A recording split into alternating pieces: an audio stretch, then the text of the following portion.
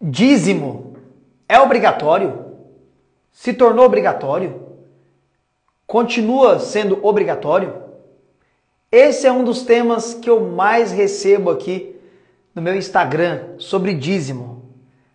A maioria das perguntas que eu recebo são dúvidas sobre entrega de dízimo, se dízimo é obrigatório, se não é. E realmente é um tema muito polêmico falar sobre dízimo. E vocês votaram, vocês escolheram e hoje a nossa live será sobre este tema.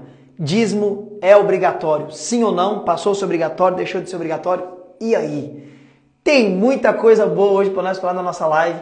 Então eu já quero pedir para você, compartilhe essa live para que alcance mais pessoas ainda. E eu já quero entrar aqui no nosso tema, dízimo é obrigatório ou não? Bom, entre muitas polêmicas que há sobre o dízimo, eu entendo que há 3 tipos de pessoa dentro da igreja. Aqui, eu fiz aqui os bonequinhos aqui, tá?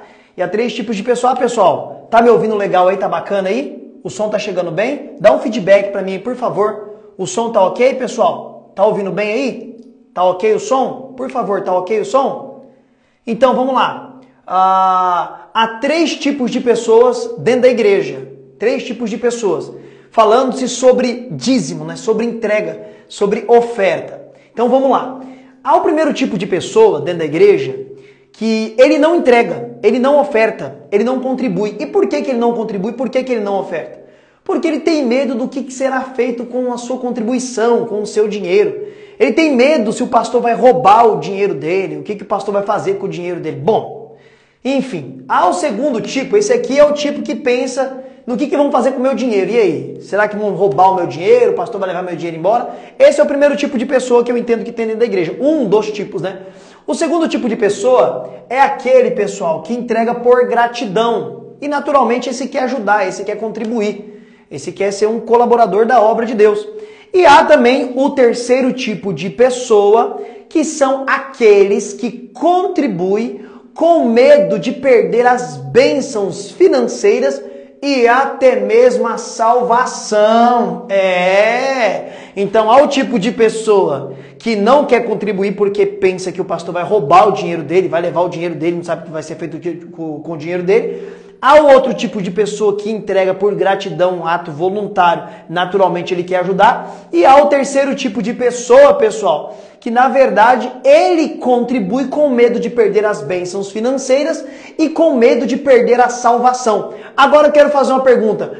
Qual desses 3 tipos de pessoa aqui está certo? Para você, e aí? Que tipo de pessoa que está certo aqui? Aquele que contribui, aquele que não contribui porque tem medo do pastor roubar o dinheiro dele, aquele que contribui de forma voluntária por gratidão, ou aquele que contribui com medo de perder as bênçãos financeiras e a salvação? O povo já está respondendo aqui, ó. O número 2, que seria aquele que contribui por gratidão naturalmente. Mas e aí? E você, que tipo de pessoa que é você? Eu vou além agora, eu vou além. Vamos interagir legal aqui, vamos interagir. Eu perguntei qual que é o certo aqui, mas qual tipo de pessoa que é você aqui? Entre esses 3 aqui, ó. Gratidão. O pessoal tá mandando aqui, ó. O que dá por gratidão. Olha lá, um colocou o primeiro aqui, ó. Não entrega porque tem medo do que o pastor vai fazer com o dinheiro dele, né? Vai que o pastor rouba o meu dinheiro. Mas a maioria em peso tá colocando aqui que tem que ser por gratidão, pessoal. Bom, isso daqui é importantíssimo, por gratidão, porque também é a posição que eu entendo que é a posição bíblica para contribuições. Porém, na última posição aqui, ó, na última, é curioso que a maioria, não estou colocando todo mundo, tá, mas grande parte, pessoal, grande parte dos cristãos que frequentam uma congregação, que participam de uma comunidade, eles ofertam, contribuem com medo de perder as bênçãos financeiras e a salvação. Gente, isso é o cúmulo do absurdo. Não tem como juntar dízimo, oferta com salvação. Isso não existe.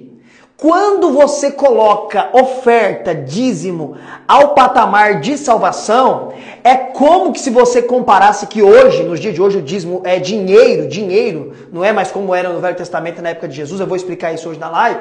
Hoje, como o dízimo é dinheiro, quando você fala o seguinte, quem não contribui, quem não ajuda, perde a salvação, você está colocando dinheiro ao mesmo patamar do sacrifício de Cristo. Você está colocando dinheiro com o mesmo poder que tem o sangue de Cristo.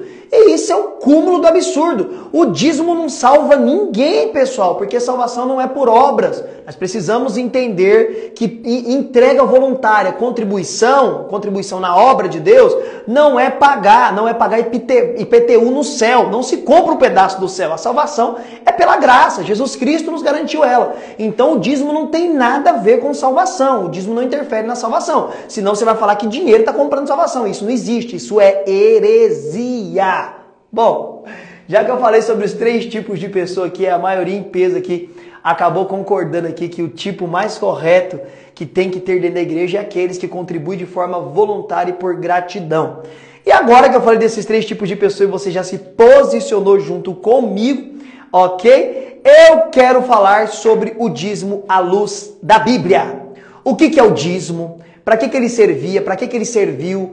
E se ainda vigora a ideia do dízimo? E o tema, se é obrigatório. Bom, vamos lá. Primeiro de tudo, nós precisamos entender que o dízimo significa a 10ª parte de uma porção, né? A 10ª parte de uma porção. Imagina que uma porção, então a 10ª parte dessa porção teria que ser entregue no templo. A palavra dízimo significa a 10ª parte de uma porção. É isso que significa dízimo e por isso que é ensinado aí a entrega de 10%, tá bom? Então vamos por partes. É isso que significa a palavra dízimo e por isso que tem a ideia de 10%, porque é a 10ª parte de uma porção, ok? Bora lá. Precisamos pontuar e entender que o dízimo, ele se torna obrigatoriedade para o povo judeu. Olha aqui, judeu, para o povo judeu. Na onde que o dízimo se torna obrigatoriedade? No livro de Números, capítulo 18 e verso de número 8. É aqui, peraí, deixa eu puxar a luz mais pra cá que não tá aparecendo muito lá não. Aí, pronto, agora deu. Então, no livro de Números, capítulo 18 e verso de número 8, o dízimo passa a ser obrigatoriedade ou obrigatório para o povo de Israel. E por que passou a ser obrigatório? Vamos voltar para o texto e o seu contexto e para a história. Aqui no livro de Números, eles já estão peregrinando rumo à terra de Canaã, estão prestes a conquistar a promessa da terra que Deus prometeu para Abraão, Isaac e Jacó. E Deus, ele diz que da tribo de Levi, né, ali os descendentes de Levi, um dos 12 filhos de Jacó, que Deus separou ali Arão, que era da tribo de Levi, para ser sacerdote. Deus ordenou que a tribo de Levi, eles não teriam terras, não teria possessão de terra, não teria herança quando eles entrassem em Canaã. Então, com isso, Deus os separaram para trabalhar no tabernáculo móvel. E o que era o tabernáculo móvel, pessoal? Foi o primeiro templo, era uma espécie de um templo quadrado, que tinha algumas repartições. Aí aqui dentro tinha um lugar santo, um lugar santíssimo, tinha um véu que separava, aqui dentro ficava a arca da aliança. Aqui tinha o pátio com a pia de bronze, tinha tudo aqueles utensílios ali que tinha no templo, começou no tabernáculo. Então Deus escolheu a tribo de Levi para serem os sacerdotes, para cuidar disso daqui. E lembrando que era trabalhoso, pessoal, isso daqui já desmistifica a ideia hoje que muitas pessoas têm, né? A pessoa cantou, eu sou levita. Não, você não é levita, porque uma das funções dos levitas não era só cantar. Levita não só cantava e compunha louvores, não. Esse tabernáculo aqui, que não era muito pequeno, era até grande, ele tinha ele era uma tenda armada. Então diz o texto bíblico que enquanto a nuvem de Deus estivesse sobre o povo, o tabernáculo ficava armado. A nuvem de Deus se mexeu, os levitas tinham que desmontar tudo isso e ir andando com esse monte de coisa aqui. Aí a nuvem parava, eles tinham que montar tudo de novo. Então eles eram um trabalho braçal e depois no templo eles trabalhavam 24 horas, tinha turno de levitas. Então com isso eles não conseguiriam trabalhar para sustentar a família. Não podia ser agricultor, não podia cuidar de gado. Por quê? Porque eles tinham turno de ofício para ficar trabalhando no tabernáculo e no templo. Era 24 horas lá dentro, ficava trocando turno. Então Deus, lá em Números 18, verso 8, faz o seguinte: olha, diga para Arão e seus filhos, né, para os filhos de Arão, que eu darei da parte que é entregue no tabernáculo, né, de ofertas e dízimo, eu darei uma parte para os levitas. Para quê? Para que eles não morram de fome. Eles tinham família, pessoal.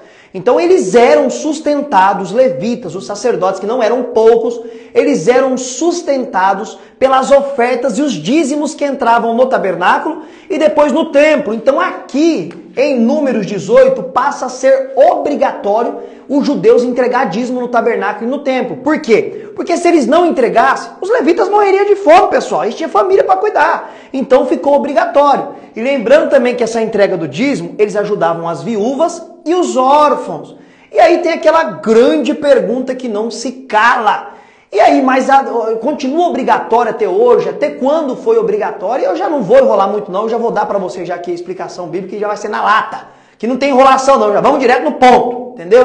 Não tem lenga-lenga não. O dízimo foi obrigatório para o judaísmo até o ano 70. Vou colocar aqui no meio dos bonequinhos que eu fiz, ó. Até o ano 70 da era cristã.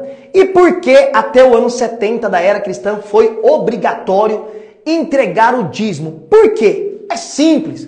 Em Mateus capítulo de número 24, o Senhor Jesus Cristo, após sair do templo, os apóstolos chegam para Jesus e falam: olha, Senhor, que estrutura monumental este templo, né? Coisa linda, eles se maravilhavam pelo grande templo que eles tinham em Jerusalém. E aí Jesus olha para eles e diz: em verdade eu vos digo que não ficará pedra sobre pedra que não venha a ser derribada. Aí o texto de Mateus 24 diz o seguinte, que em particular eles foram perguntar para Jesus três coisas. Que três coisas os discípulos perguntaram aqui em Mateus 24. Quando seria a destruição do templo? Os sinais da sua vinda e como seria a sua vinda? E aí Jesus começa a responder essas três perguntas de forma alternada em Mateus 24. Mas, para não chegar aqui na ideia do dízimo, se cumpre no ano 70. O que se cumpriu no ano 70? A expressão que Jesus falou: não ficará pedra sobre pedra que não venha a ser derrubada. A destruição do templo. Depois que Jesus profetizou isso, passados cerca de 40 anos, teve uma grande revolta em Jerusalém por um grupo chamado Zelotes. E quem que eram os Zelotes? Os Zelotes eram judeus ortodoxos que observavam a lei de Deus, judeus tementes, que eles não queriam ser governados pelos romanos. Então eles juntaram um grande grupo para fazer uma guerra civil para tentar expulsar Roma. E aí, dentro dessa grande guerra civil que estava se armando, um general romano chamado Tito Vespasiano, ele vem no ano 70 para Jerusalém para acabar com essa revolta dos Zelotes e ele destrói a cidade, arrebenta com o templo, não sobra mais nada, ele destrói com tudo, ele acaba com tudo. E se você quer saber mais sobre isso, leia o livro A História dos Hebreus de Flávio José, lá ele conta na risca o que acontece. E aqui, pessoal, quando o templo é destruído e não tem mais pedra sobre pedra, cumprir a profecia de Mateus 24, não tem mais obrigatoriedade de entregar o dízimo. Por quê? Porque não tem mais levita lá trabalhando. E não tem mais como cuidar do levita e sustentar ele, porque ele não trabalha mais, não tem tempo. Então aqui acaba a obrigatoriedade para o judeu lá, descendente de Abraão, ok? Eu vou chegar, é claro, para comentar sobre a igreja, tá bom? Vamos comentar sobre a igreja, por que tem dízimo na igreja hoje, se eu sou contra, se eu sou a favor, e como que eu entendo dízimo e ofertas no Novo Testamento, na Bíblia, aquilo que está na Bíblia. Isso aqui foi para te responder sobre quando começou a ser obrigatório e até quando foi obrigatório para os judeus.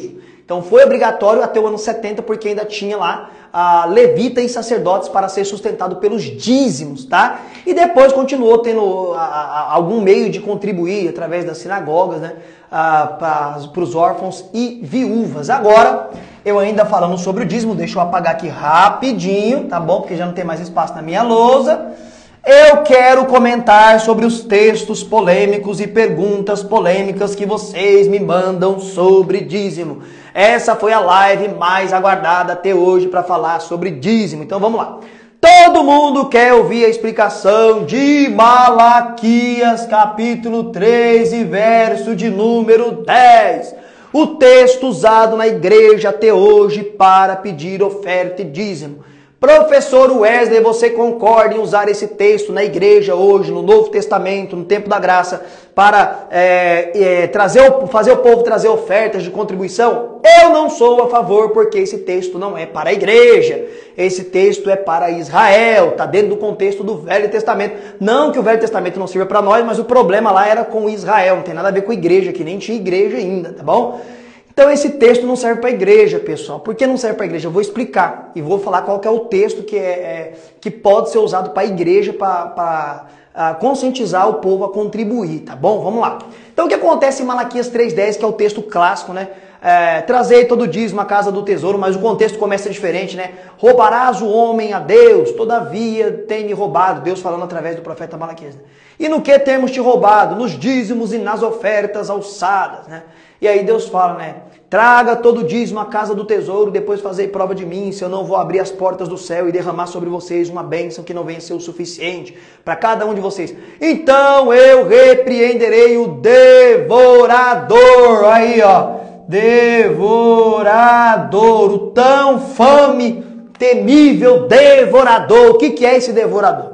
Primeiro eu vou explicar o contexto e depois eu vou falar o que é o devorador, ok? Vamos lá. Primeiro que nós precisamos entender que Malaquias é um dos 3 profetas que foram levantados após o cativeiro babilônico. Isso aqui é peça fundamental e chave para você entender aqui quem que estava roubando e o que está acontecendo aqui. E o que foi esse cativeiro? Bom, pessoal, vamos lá. Por volta do ano de 586 a.C., aqui ó, 586 ou 585, o rei Nabucodonosor da Babilônia, ele já tinha descido 2 vezes antes, mas essa daqui é a mais lembrada. Ele desce no reino sul, chamado Judá, capital Jerusalém, onde estava o templo. Ele desce com seu exército, ele invade a cidade, ele destrói a cidade, aquele primeiro templo de Salomão, ele arrebenta com tudo, ele pega os vasos ali de ouro, leva lá para a Babilônia. É aqueles mesmos vasos que vai estar na época de Daniel, lá o povo lá bebendo com os vasos do templo de Deus. Então, quando ele desce aqui, ele arrebenta com tudo, o povo vai para a Babilônia, escravo, cumpre as profecias de Isaías, dos profetas menores, falando que eles seriam escravos, e a profecia de Jeremias, né? Eles ficam 70 anos, pessoal. 70 anos na Babilônia. É tempo demais, é muito tempo. E aí cumpre a profecia de Jeremias que eles voltariam para a terra. Mas quando eles voltam para Jerusalém, a terra só tem escombros. Não tem ninguém, tá tudo arregaçado ali. E eles voltam com a mão na frente e outra atrás. Escravo liberto, não tem dinheiro. Então Deus levanta 3 profetas. Ageu, Malaquias e Zacarias. E esses profetas, vocês vão ler as profecias deles, vocês vão ver que esse é o mesmo contexto também de Esdras e Neemias, que vai ter a reconstrução dos muros da cidade e também vai ter o incentivo à reconstrução do templo. O que aconteceu foi o seguinte, eles voltaram para Jerusalém e cada um foi cuidar da sua família. Eu peguei na mão da minha mulher, do meu filho, eu vou construir minha casa, eu vou tocar minha vida. E cada um cuidando da sua família, da sua vida e esqueceram o templo, pessoal. E nessa época, sem templo, não tinha culto. O culto do Velho Testamento é sacrifício de holocausto. É levar oferta no templo. Isso que era o culto do Velho Testamento. Você está entendendo? Então não tinha templo, o povo não estava cultuando, não estava fazendo nada. Então Deus levanta esses profetas para induzir o povo a novamente reconstruir o templo. Só que eles não queriam reconstruir, pessoal. Eles não queriam reconstruir de jeito nenhum. E isso você vê lá no livro de Ageu, capítulo 2, verso 8 e verso 9. Que é aquele texto também muito mal entendido, né? Que Deus fala assim, né? A glória dessa segunda casa será maior que a da primeira. Para você entender que casa que é aquela e que glória que é aquela, está no verso 8, Ageu 2:8. Minha é prata e meu é o ouro. Assim diz o Senhor dos Exércitos. A glória dessa segunda casa, templo, que é para construir, é o mesmo período aqui de Malaquias, aproximadamente, seria maior que a da primeira. Então eles começam a reconstruir o templo, reconstrói o templo. E na época de Malaquias, o templo dá a entender que já está novamente em vigor, reconstruir o templo, voltou ao ofício sacerdotal, só que estava tendo um problema, pessoal. Muitas pessoas estavam sonegando a entrega de oferta no templo e dízimo, e lembrando que voltou aqui o ofício nessa época aqui, né, na época de Malaquias. Malaquias foi aproximadamente aí 430 anos aí antes de Cristo, tá? 430, alguma coisa assim, 430 anos de Cristo. Não tem um número muito preciso. Então, nesta época aí, voltou o ofício sacerdotal, então os sacerdotes precisavam continuar comendo, tendo vida e tudo, e o povo meio que não estava querendo levar a oferta. E quando o povo estava levando a oferta, pasmem os senhores e as senhoras, os sacerdotes estavam extraviando, roubando a oferta. E como que isso acontecia? Ô louco, o sacerdote estava roubando a oferta? Era isso que acontecia. Eu pegava lá um bezerrinho, né? Bezerrinho para levar lá de oferta no templo lá, como dízimo lá. E esse bezerro, segundo a lei, né? O bezerro, o filhotinho de boi, o novilho, né? Ou uma cabrinha lá, enfim. Ele devia ser limpo, puro, sem mancha, sem defeito, sem mácula, perfeito. Eu levava ele para o templo e entregava lá para ser sacrificado. Lá uma parte daquele animal, antes de ele ser morto, ia para o sacerdote, ele já ia ganhar um pedaço. Só que o que eles faziam? Eles pegavam aquele animal com o troço perfeito e saía por detrás, levava embora e colocava um manco, um doente, um com mancha, um que a lei não permitia. Então é nisso que eles estavam roubando. Eu levava lá um saco de trigo lá como dízimo, ele já tinha uma parte, mas ele pegava o saco inteiro de trigo. Então a maioria que estava roubando nesse contexto aí, não era só o povo. Os piores bandidos que estavam roubando aí eram os próprios líderes naquele contexto, os sacerdotes, pessoal. E aí Deus fala que era para trazer todo dia, não era para roubar, que eles estavam roubando.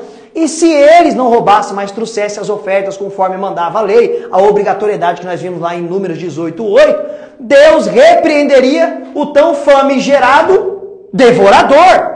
Aí eu te pergunto, o que é devorador, pessoal? E aí? O que você aprendeu como devorador? Eu vou tomar um gole de água aqui, vou esperar você mandar pra mim aqui o que é devorador. Manda aqui pra mim que eu vou ler aqui o que você pensa, o que você já ouviu falar, o que você acha que é o devorador. Manda aqui pra mim, por favor. Manda aí, manda aí.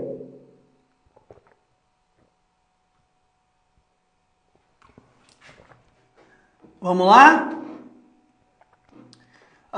Devorador. Bom, um aqui falou gafanhoto. Gafanhoto, vamos lá, gafanhoto.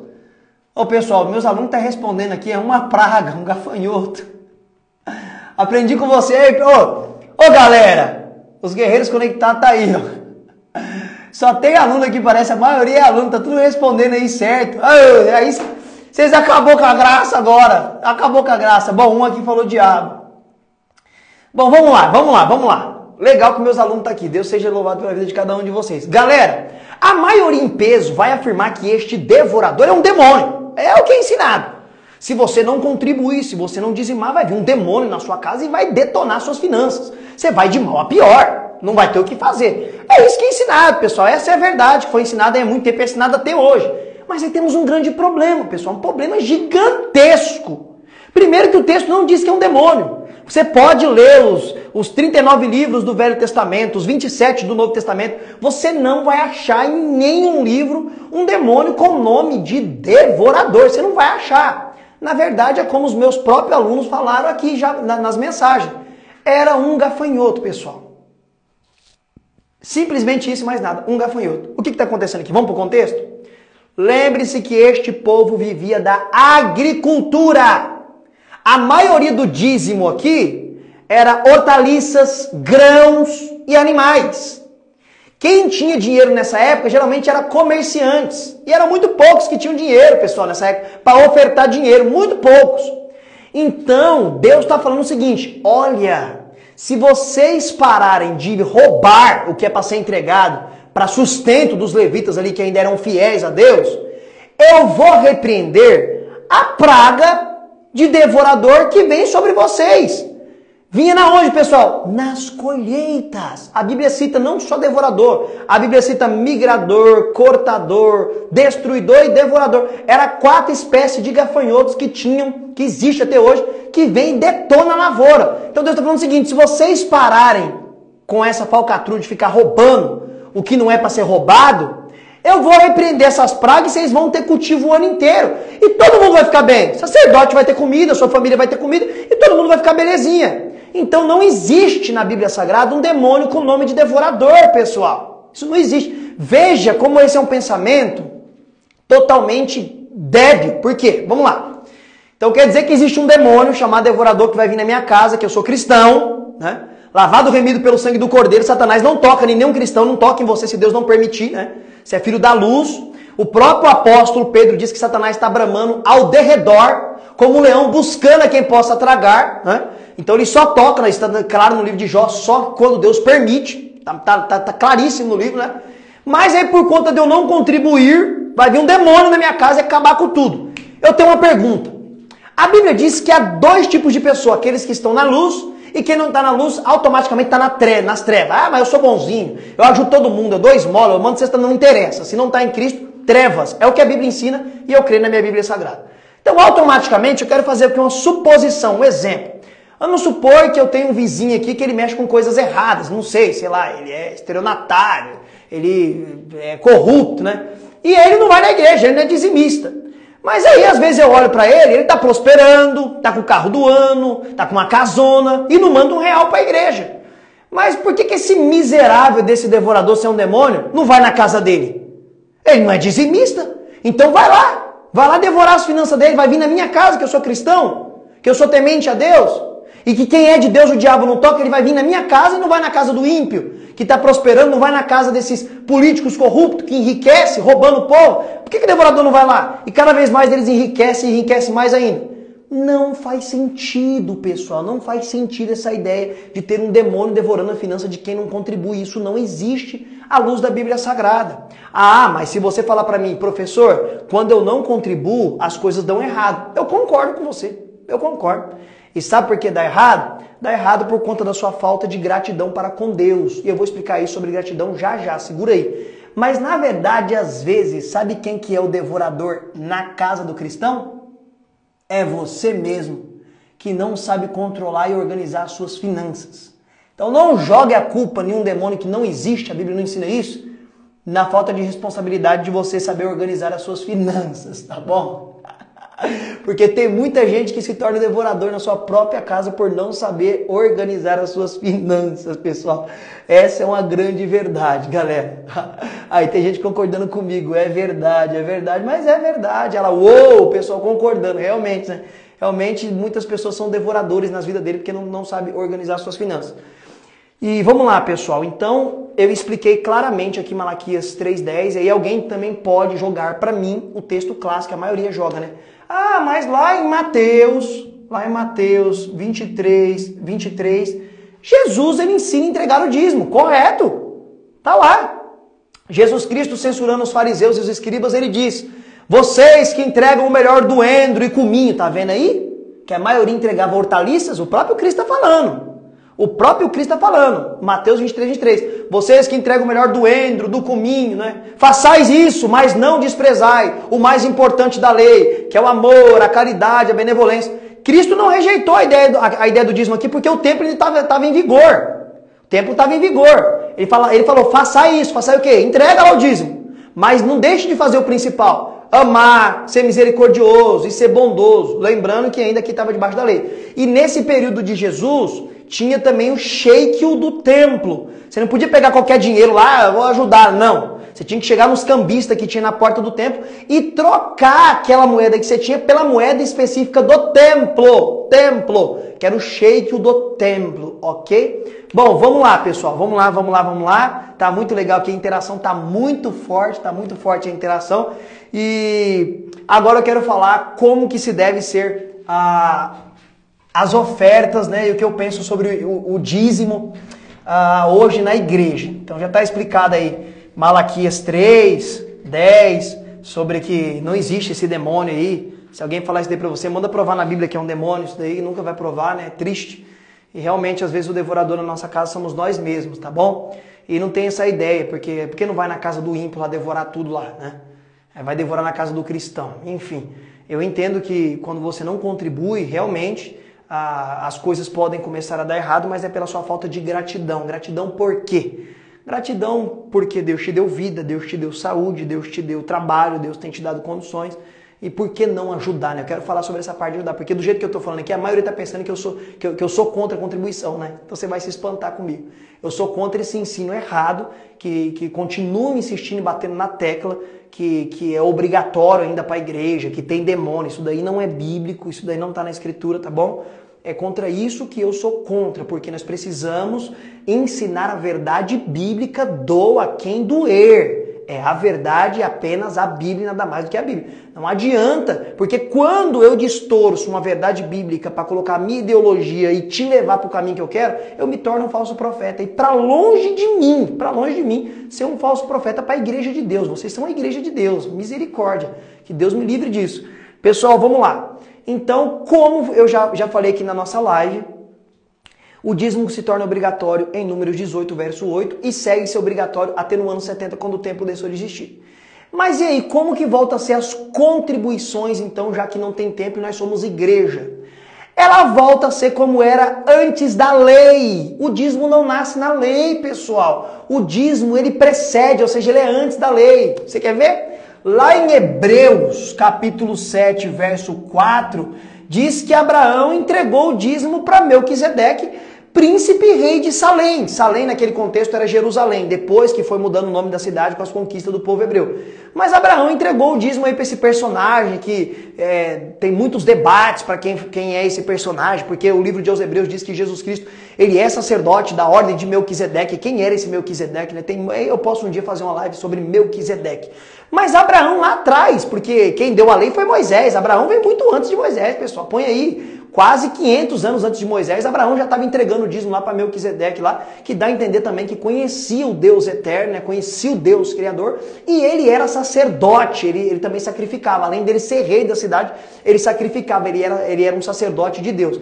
Lembrando que mesmo antes da lei já tinha essa ideia, pessoal, de sacrifícios e oferendas, tá bom? E outra, nós também veremos Jacó, o neto de Abraão, falando com Deus, olha, se eu for em paz para a casa do meu parente, do meu tio, e eu voltar em paz, eu lhe darei o dízimo de tudo. Eles já tinham essa ideia de dar algo para Deus, né? De abençoar ali, entendeu? De ofertar a Deus. Isso vem lá depois do jardim, pessoal. Abel e Caim já ofereceram sacrifício para Deus. Então essa ideia de contribuir, de oferecer para Deus, ela vem desde a saída do jardim, galera. Então não nasce na lei. Então você ficar com essa ideia que nasceu na lei, você tá perdido, porque não nasce na lei, tá bom? E como que era aqui na época de Abraão, pessoal, já que não tinha obrigatoriedade?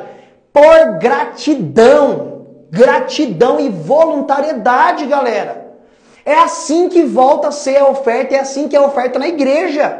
A oferta na igreja de Deus, como não é obrigatório para nós, igreja de Cristo Jesus, é voluntariedade e gratidão. Você quer ver? Até mesmo antes de Deus estipular a ordenância, a obrigatoriedade da entrega do dízimo, a obrigatoriedade lá por conta do sustento dos levitas, o próprio Deus ele deixa claro em Êxodo 25:1, quando vai começar a levantar aqui money, para a construção do tabernáculo, o próprio Deus fala para Moisés. Você vê que Deus não quer nada obrigatório. Se tornou obrigatório por uma condição que ele estabeleceu, para sustentar toda uma tribo, que era grande demais naquela época, para mais de 40 mil pessoas aí, pessoal, que precisava ser sustentada, entendeu? Porque trabalhavam 24 horas dentro do templo. E precisava comer, pessoal. Ninguém vai viver ali de aperto de mão, de abraço, de oração, você tá entendendo? É seres humanos.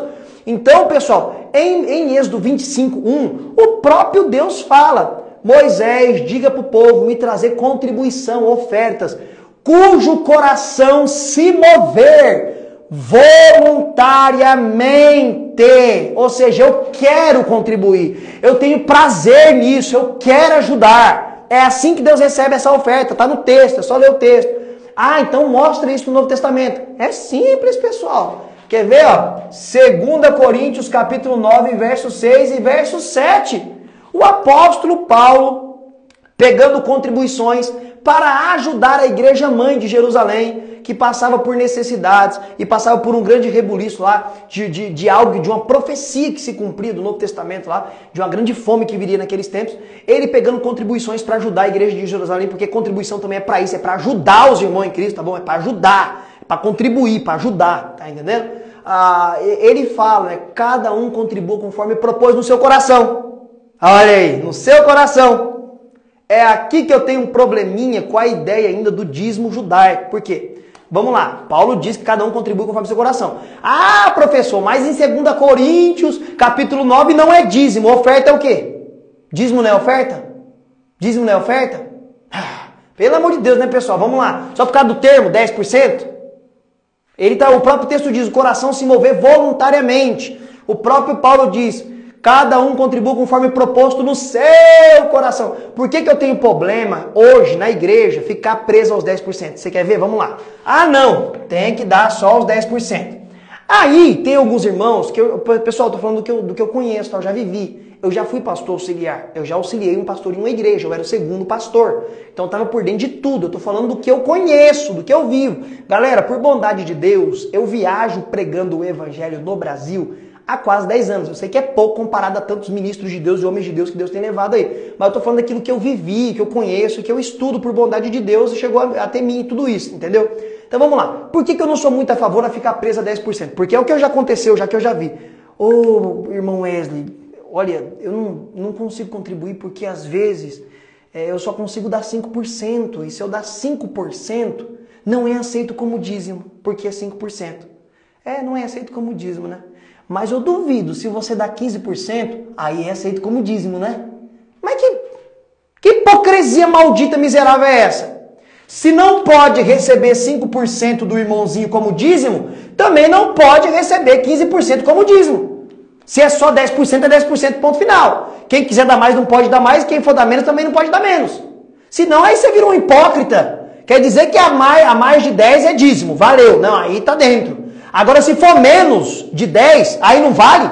Isso é hipocrisia, pessoal. É por isso que eu não fico preso a 10% no Novo Testamento, porque no Novo Testamento não tem essa ordenança de trazer 10%. Se eu posso contribuir com 5, vai ser 5. Se é 10, vai ser 10. Se vai ser 20, 20. Se é 50, 50. É aquilo que Deus colocou no meu coração. É o que está em 2 Coríntios capítulo 2, verso 9. 2 Coríntios capítulo 9, versos 6 e 7. Cada um contribua conforme proposto no seu coração. Se eu posso, se minha mão alcança, e o próprio apóstolo diz, né? Cada um contribua conforme sua mão alcança. E que dê com a direita para que a esquerda não veja. Se eu posso dar 50% e não vai prejudicar minha família, vai ficar tudo bem, eu vou dar 50%. Se eu posso dar 5%, eu vou dar 5%. O que não pode acontecer, pessoal, que eu não concordo, é antibíblico, é não contribuir. Isso eu não concordo. Por que eu não concordo, né? Eu sei que tem muita pessoa que não concorda com contribuição. Não tem que dar nada, não. Mas peraí, pessoal, nós precisamos ser sensatos. Primeiro de tudo, hoje você está aqui nessa live comigo, eu estou aqui pregando todas essas verdades para você. Sabe por quê? Porque nós fomos alcançados através da obra missionária. E obra missionária não se faz apenas com oração, palminha e mão levantada. Não. Tem que ter contribuição. Muitas pessoas não sabem, Jesus Cristo era financiado por mulheres ricas que bancavam seu ministério, as suas viagens, porque eles tinham que comer, tinham que se hospedar. O apóstolo Paulo era financiado por igrejas que lhe davam dinheiro para ele pegar os navios e ir para as cidades pregar o evangelho. Então não existe obra missionária sem contribuição. Missão nós fazemos com o joelho no chão e também ajudando aqueles que vão, pessoal. E os missionários que chegaram no Brasil para trazer para nós o evangelho vieram com contribuição de irmãos lá de trás, lá, ó, que é contribuir para a viagem, porque nada é de graça, pessoal. Então sim, o professor Wesley é a favor de contribuição. Eu contribuo por quê? Com medo de ir pro inferno? Não. Com medo de devorador? Não. Com medo de perder bênção financeira? Não. Eu contribuo porque eu sou coerente. Eu sei que a igreja precisa de ajuda financeira para as portas permanecer abertas, para as almas virem, ouvir o evangelho e não só vir, mas para também ter condições de fazer missões, preparar homens e mulheres para ir para a rua, para os valados e outra. Muitas pessoas não sabem, as igrejas têm obras sociais. Tem igreja que eu conheço, a igreja que eu participava era assim, o irmãozinho está desempregado, não tem comida, vamos comprar uma cesta básica para ele, vamos pagar a água dele, vamos pagar a luz dele, vamos pagar o aluguel dele. É para isso que serve a contribuição da igreja. E outra, pessoal, nós precisamos se conscientizar que o governo estadual, federal, municipal não vai mandar um tostão para pagar água, luz, manutenção de microfone, banco, ar-condicionado que algumas igrejas têm, tudo isso. Gente, isso vem de nós que desfrutamos tudo que está ali. Eu sou a favor, eu sou contribuinte por conta dessas verdades e eu sei, pessoal, que a obra de Deus ela necessita da nossa colaboração porque sempre necessitou, tanto no Velho quanto no Novo Testamento. Não tem obra sem contribuição, pessoal. Ah, não, mas eu não vou contribuir não, porque Deus vai preparar alguém para contribuir. Vai mesmo, e já preparou. Sabe quem? Você. Preparou você para contribuir. E outra, galera, quando eu contribuo, eu vou lá e abençoo a obra de Deus, aquilo que está no meu coração, conforme eu propus no meu coração, induzido pelo Espírito Santo, como está em 2 Coríntios capítulo 9. Quando eu contribuo, eu mostro para o meu Senhor que eu não tenho amor aos bens financeiros, que eu não deixei mamão entrar no meu coração. Galera, isso daqui é sério demais. Daqui é sério demais. A única coisa que Jesus comparou com um Deus, não foi demônio, não foi anjo, não. Foi dinheiro. O próprio Jesus falou, é impossível servir a Deus ou a mamão. Mamão significa riquezas. Então quando eu ajudo, quando eu contribuo de coração voluntário, por gratidão, eu demonstro para Deus e para mim mesmo que eu não tenho apego a bens financeiros, a dinheiro. Isso daqui é tudo efêmero. O que é efêmero? Passageiro. Vai ficar aqui. Eu estou mostrando a minha gratidão a Deus que eu não tenho apego a nada disso, pessoal. É por isso que eu contribuo, não preso com a ideia do antigo Israel e 10%. Mas, eu sei que tem pastores aqui, eu sei que tem irmãos aqui, tem missionários aqui, galera. Eu respeito o RI da sua igreja. Se a sua igreja ensina 10%, tranquilo. Eu até entendo que realmente foi algo que deu certo para Israel e tem dado certo em algumas igrejas, mas eu acho que limita demais o povo de Deus. Porque tem pessoa que não consegue contribuir 10%, mas quer contribuir. E ela não pode ser privada de contribuir, ela tem que contribuir com aquilo que ela pode contribuir. E a igreja tem que receber porque é a oferta dela. Lembra da oferta da viuvinha? O que importa é o que está aqui dentro. Tem gente que pode dar 1 milhão como dízimo, não é recebido, porque está dando lá para se aparecer. Olha quanto que eu estou contribuindo. E tem gente que dá R$100, Deus recebe com gratidão essa contribuição, porque está enxergando o coração dele. Então acho que é muito limitado apenas 10%. Tem que ser como ensina o apóstolo Paulo, conforme está no meu coração. Se eu posso dar 5, eu vou dar 5. Se é 8, é 8. Se é 10, é 10. Se é 12, se é 13, se é 15, 20, 30. Isso daí é entre você e Deus e ninguém tem nada a ver com isso. É algo muito particular, o momento da sua oferta. E lembrando que a oferta também é um momento de adoração a Deus. Amém? Glória a Deus! Tô vendo o pessoal rindo aqui, o pessoal comentando aqui. O negócio tá milhão, mas professor Wesley, mas não é errado os pastores ter carrões, uma boa casa e fiéis viverem. Né? Olha, eu concordo com essa posição sua, eu poderia ter falado sobre isso numa live. É claro que isso é errado, pessoal. Eu não concordo com isso daí jamais. É claro que todo mundo tem que ter uma vida digna. Eu também acho isso um cúmulo do absurdo, né? Porque tem pastores que tem mega salários aí, que se eu contar aqui, você cai para trás aí, pessoal. Eu já conheci os bastidores meio estranhos das igrejas aí e não quis me envolver mais porque eu prefiro ficar com a Bíblia Sagrada, sabe? Mas é triste realmente essa realidade. Tem pastores que tem jatinho e tem irmão que vai na igreja desse pastor que tem jatinho e ele anda de bicicleta e leva o dízimo lá. É triste, né? Não era para ser assim, era para a igreja ter uma regra ali, um salário pastoral básico que ele consiga viver bem, porque eu sou a favor, pessoal, tá? Eu não pastorei igreja, tá? Antes que alguém me criticar aqui, eu não pastorei igreja, eu não pastorei ninguém, tá? A não ser meus alunos, que eu acabo sendo pastor deles, né? Mas eu sou a favor de um pastor ser assalariado. Por quê? Porque eu já morei, quando eu era solteiro, na casa com pastor, tá? Junto com a família do pastor ali. E já fiquei muito hospedado em casa de pastores que tem que trabalhar e cuidar da igreja. É um absurdo, isso não existe, isso não é vida.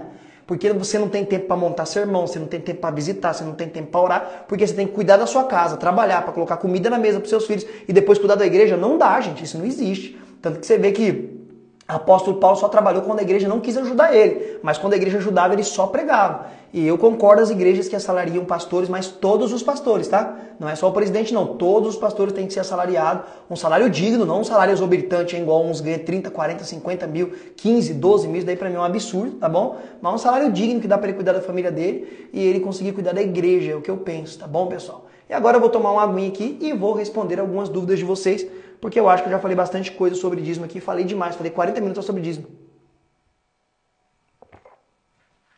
Eu vou responder algumas perguntas de vocês no chat, tá bom? Opa, o que tá caindo aqui? Misericórdia, peraí. É a fonte do notebook. Vamos lá, pessoal, vou tentar responder algumas perguntas de vocês aqui. Lembrando, tá, galera? Pergunta sobre dízimo, ou se você não tiver pergunta, quiser só corroborar com alguma coisa que eu falei aqui, é o seu momento, tá? Pode mandar aqui no chat, por favor. Deixa eu ver aqui, eu vou ver no balãozinho, tem algumas coisas no balãozinho aqui. Deixa eu ver aqui no balãozinho, deixa eu ver no balãozinho. Vamos lá. Aqui eu quero responder essa pergunta aqui. Vamos lá. O que você acha da hipocrisia de dizer que recebeu de graça e de graça, como se ninguém...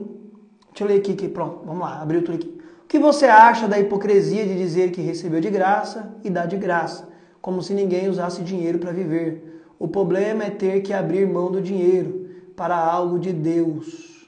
Só aí tem problema. Essa pergunta aqui, pessoal, essa pergunta é muito interessante, porque eu sou bombardeado, né? Tem a galera que estudou comigo que sabe que eu dou aula aqui através da plataforma digital, e eu recebo direto esse texto aí, né? Eu recebeu de graça tem que dar. Pessoal, isso não existe, galera.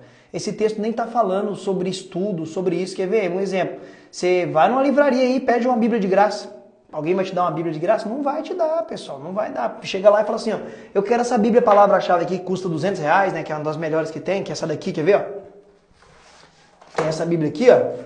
Chega lá no numa livraria lá e pede essa Bíblia aqui de graça para ver se alguém vai te dar. Não vai te dar. Esse texto de graça recebeu, de graça vos dai, Jesus está falando de cura e libertação. Ninguém pode cobrar para curar ninguém, para libertar ninguém de demônio, apesar que tem uns que cobram. É isso que Jesus está falando no contexto, pessoal.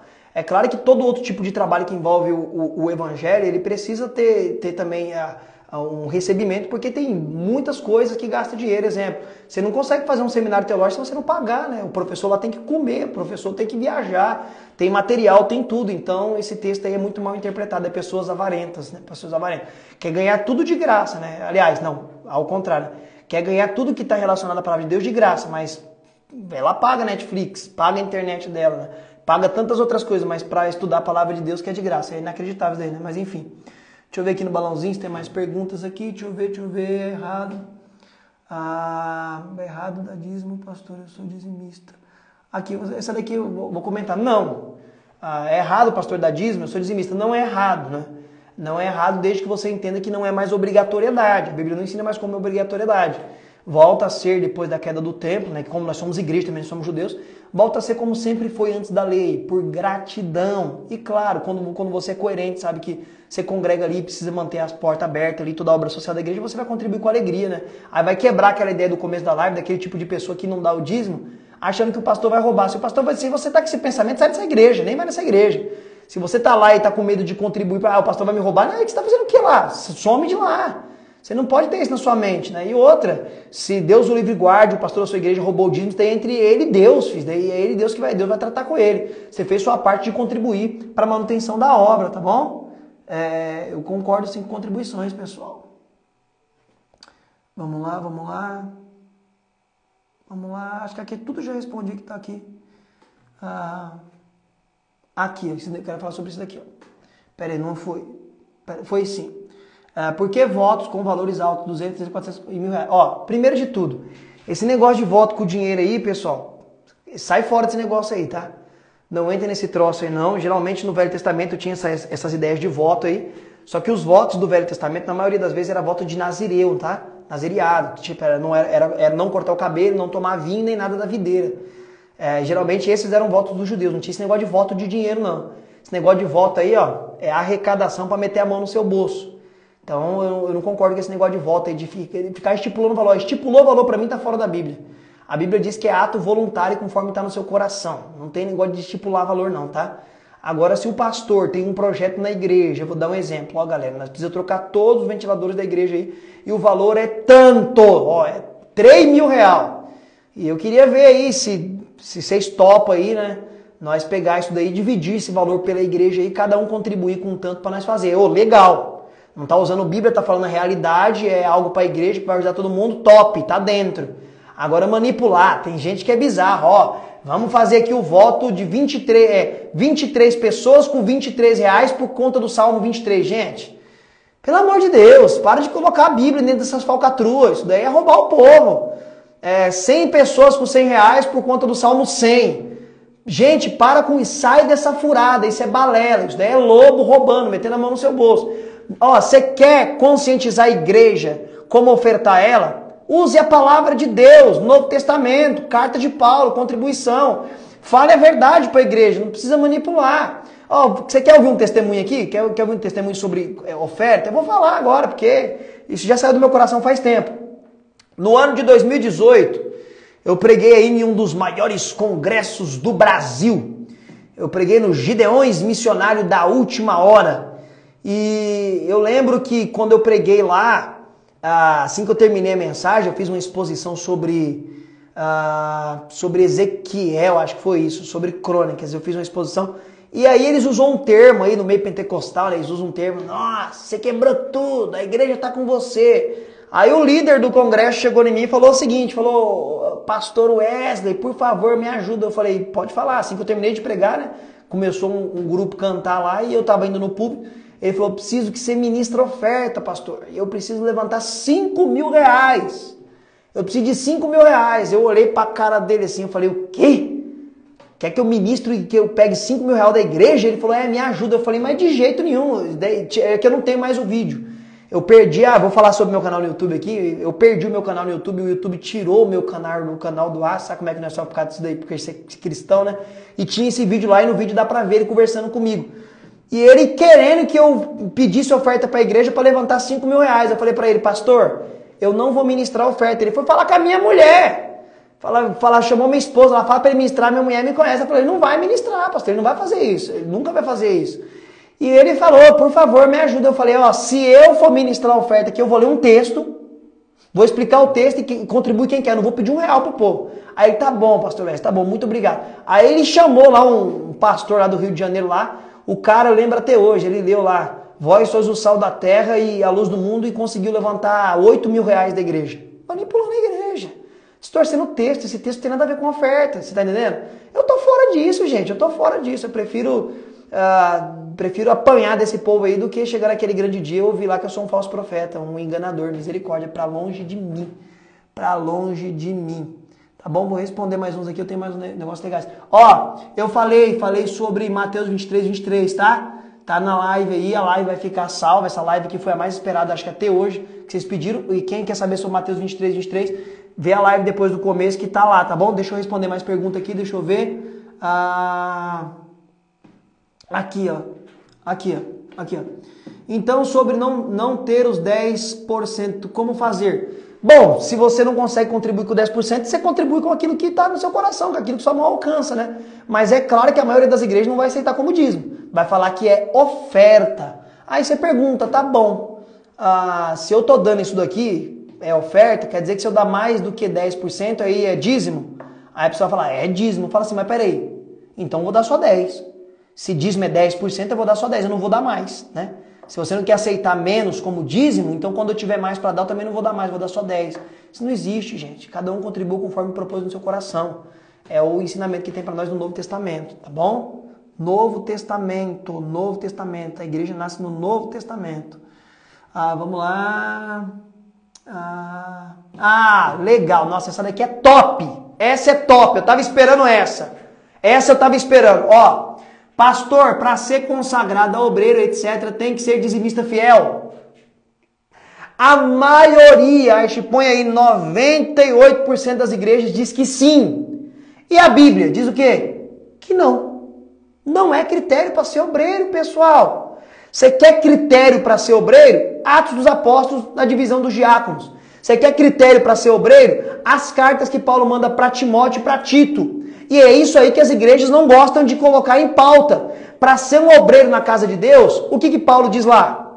Boa reputação, boa índole, casado com apenas uma única mulher, e algo que as igrejas desprezam, algo que Paulo fala para ser obreiro, que manuseie bem o quê? A palavra do conhecimento e da verdade. Para ser obreiro, o cara tem que dominar. Segundo o apóstolo Paulo, o cara tem que dominar para ser obreiro. E o que você vê Brasil afora aí é uma vergonha. Realmente é como o irmão está falando aqui, ó. Eu conheci igrejas que colocam lá o bacanão lá para ser obreiro só porque tem um dízimo lá de 5, 6 mil reais.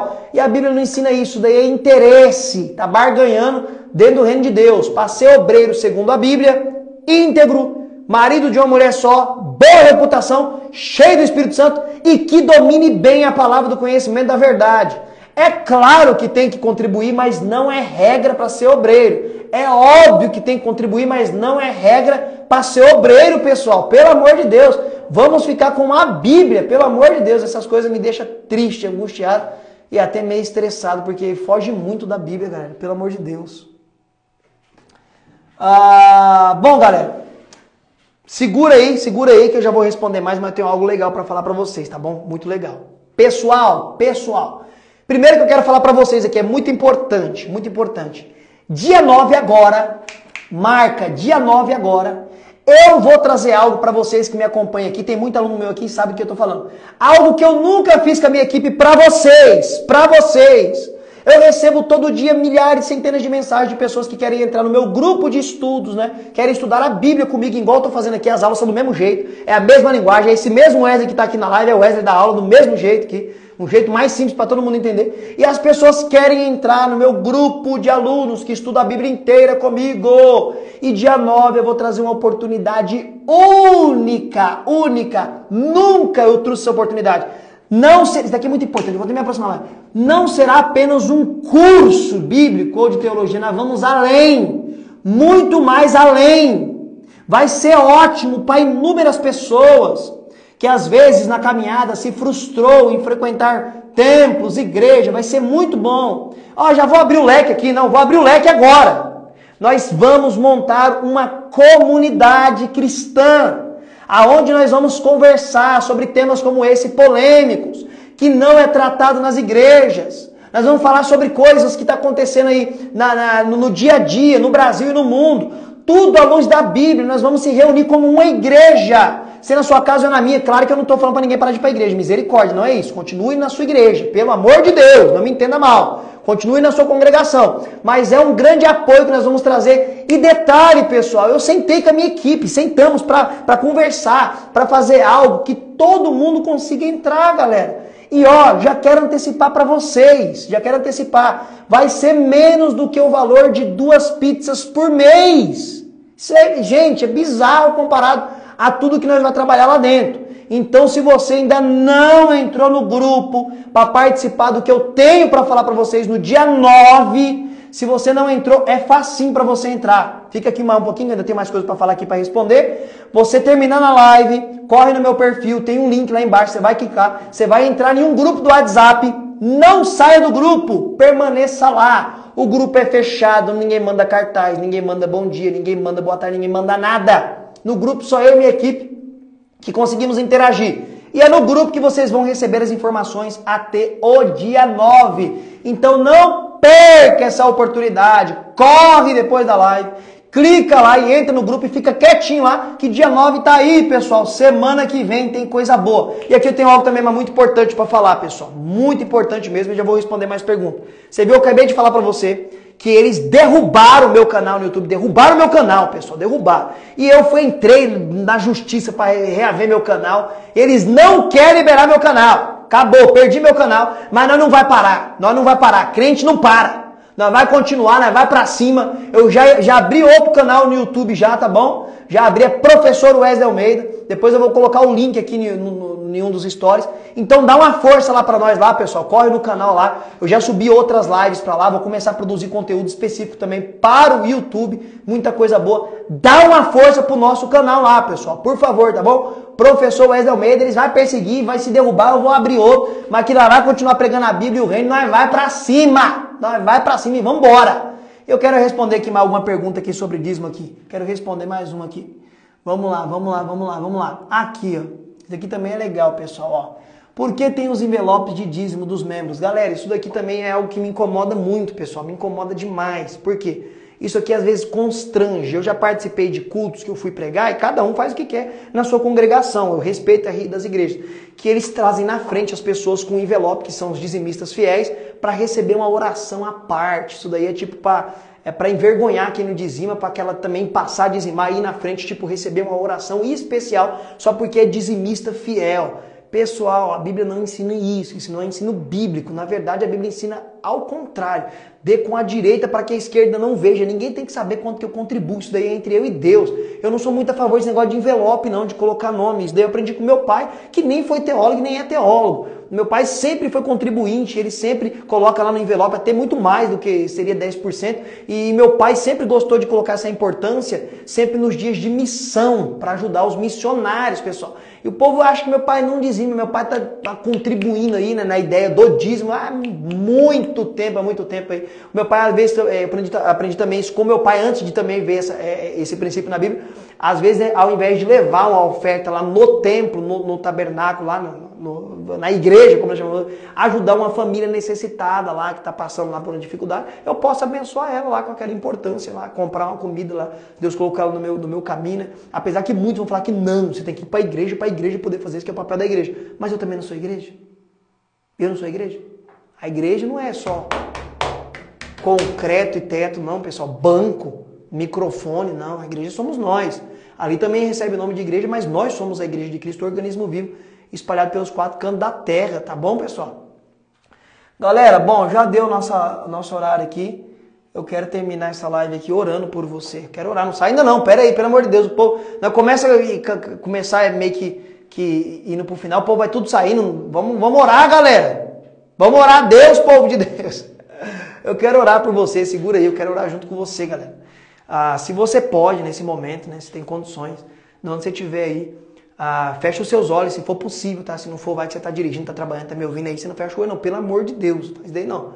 Tá bom? Quero orar pela sua vida, quero orar pela sua família e agradecer a Deus por ter trazido você aqui nessa live hoje, que ficou aqui nesse tema tão importante que nós estamos trabalhando hoje, que é dízimo, se é obrigatório ou não. E nós estamos vendo à luz da Bíblia que não é mais obrigatório. Volta a ser por gratidão, tá bom? Vamos orar então.